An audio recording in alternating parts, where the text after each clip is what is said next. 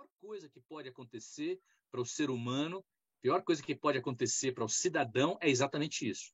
Não ter expectativa, não ter esperança.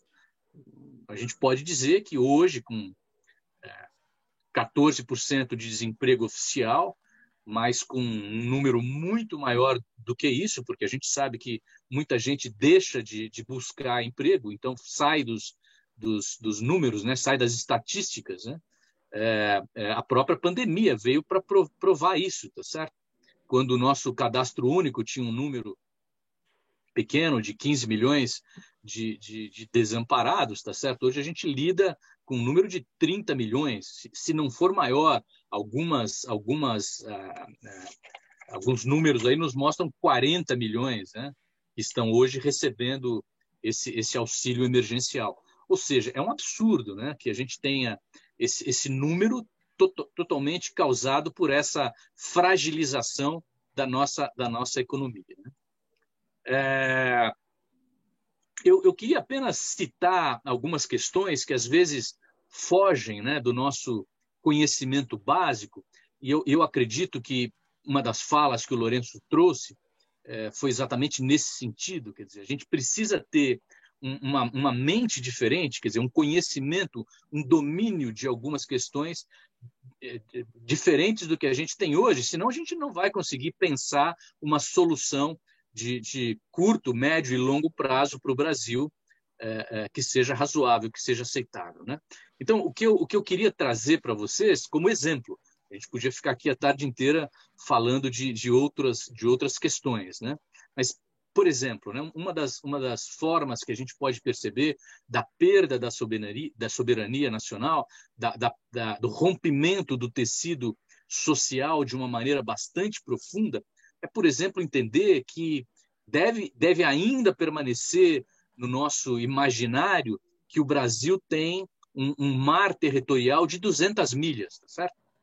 Isso lá atrás, no governo Fernando Henrique, deixou de ser verdade. Né?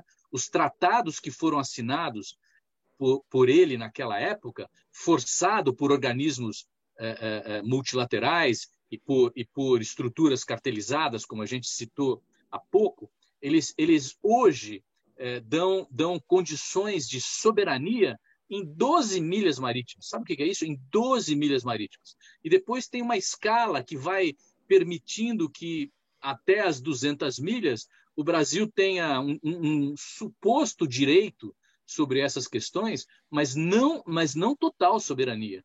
Como, por exemplo, pesca, extração de petróleo, tudo isso tem regras que não são única e exclusivamente ditadas ou regidas pelo Brasil. Né? Então, é isso que acontece. Quando a gente não toma para si o controle, quando a gente não tem envolvimento suficiente para poder entender o que está acontecendo, para poder controlar e, na verdade, votar em representantes que possam estar realmente defendendo os nossos interesses, né? Realmente não se dobrando, né? Não dobrando os joelhos para questões tão fundamentais como essa. Né? O Brasil simplesmente perdeu o que ele tinha enquanto esses tratados ainda estiverem em vigor, enquanto ainda forem respeitados esses tratados dessa maneira. Né? Nós só vamos conseguir nos posicionar de forma soberana e independente se a gente tiver capacidade de se reorganizar num estado produtivo e próspero, tá certo? Com capacidade de planejamento e execução em larga escala, em longo prazo. Né? Isso é o que acontece em termos de economia nacional. Né? Para que a gente possa entender e transportar, né, que esses conceitos que a gente está trazendo aqui, eles se reportam, eles acontecem, na verdade, na nossa vida, né, no nosso bairro, nos nossos conjuntos de bairros, tá certo? Com todas as suas peculiaridades, com todas as suas especificidades. Né? A gente precisa, na verdade, entender que esse auxílio emergencial, por exemplo, né? Onde ele foi gasto? Foi gasto nos bairros. Quem recebeu, no final das contas, foram as pessoas, diretamente em suas contas, né? Um movimento enorme que o Brasil foi obrigado a fazer, capitaneado aí, nesse caso, pelo governo federal, e direcionado diretamente para as pessoas, né? As pessoas que, nesse momento, se encontravam, estavam dentro da classificação do que o governo falou, que o governo definiu como desfavorecidos, que precisavam receber esse auxílio para poder sobreviver durante esse período, tá certo? Então, é nesse momento em que a gente percebe que a economia se sustentou e que ela está se recobrando, na verdade, a partir deste movimento, de entender que não adianta você deixar o dinheiro no banco, tá certo? No final das contas, a gente vai citar isso mais para frente, mas o dinheiro fica empossado nos agentes financeiros e não chegam até as pequenas e médias empresas. Alguma coisa aconteceu, um programa foi bastante eficiente nesse sentido, que foi o Pronamp, mas os demais não. O que o Lorenzo citou, quer dizer, o quanto o Brasil emitiu de moeda, o quanto o Brasil criou de liquidez, tá certo? Todo esse movimento do orçamento de guerra foi simplesmente para permitir que isso acontecesse, que houvesse a possibilidade de se gerar recurso internamente. Mas, de novo, quando você faz isso, você está gerando dívida, tá certo? Daqui a pouco a gente vai ter que pagar a dívida, tá certo? A gente já tem hoje, sem fazer muita conta, a grosso modo, uma dívida de 200 bilhões para pagar, né? São 200 bilhões. Então, é assim, não dá para brincar com uma coisa desse tipo.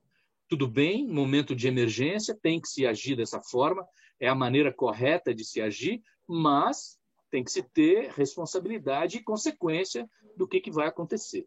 Mas então, sem perder o fio da meada, a vida acontece no bairro. É lá que o recurso tem que estar disponível, tá certo? E a gente não pode perder de vista que a gente pode e vai ter acesso a produtos e recursos de forma online, né? Isso não vai deixar de acontecer. Mas a gente não pode também esquecer que para você receber esses produtos, esses recursos, você depende do quê? De logística e de mobilidade. E ele vai te entregar onde? Na sua casa, tá certo? Então, é isso que é importante, é saber que, na verdade, no final das contas, a vida acontece nos bairros, acontece nas regiões, e é a partir daí que a gente consegue reestruturar a nossa economia, né? Essas relações, né, financeiras, econômicas, elas dependem de um entendimento claro de como é possível equilibrar usos e recursos. Isso é uma máxima da economia, acho que todo mundo já ouviu isso pelo menos uma vez na vida, né? Na economia, a gente considera que sempre há mais usos do que recursos.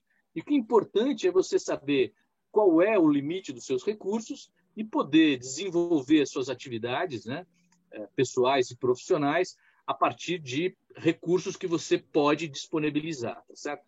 E é isso que forma a microeconomia local, que está conectada com a economia municipal, com a economia estadual, com a economia federal, tá certo?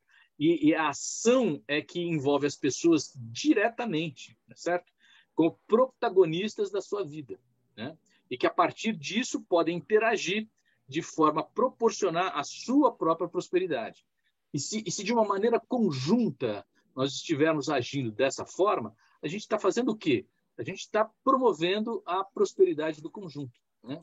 A gente está promovendo o bem comum. As coisas são interligadas, as coisas são interconectadas. Não dá para pensar que não seja assim, né? Não dá para considerar que é possível se fazer de uma outra maneira.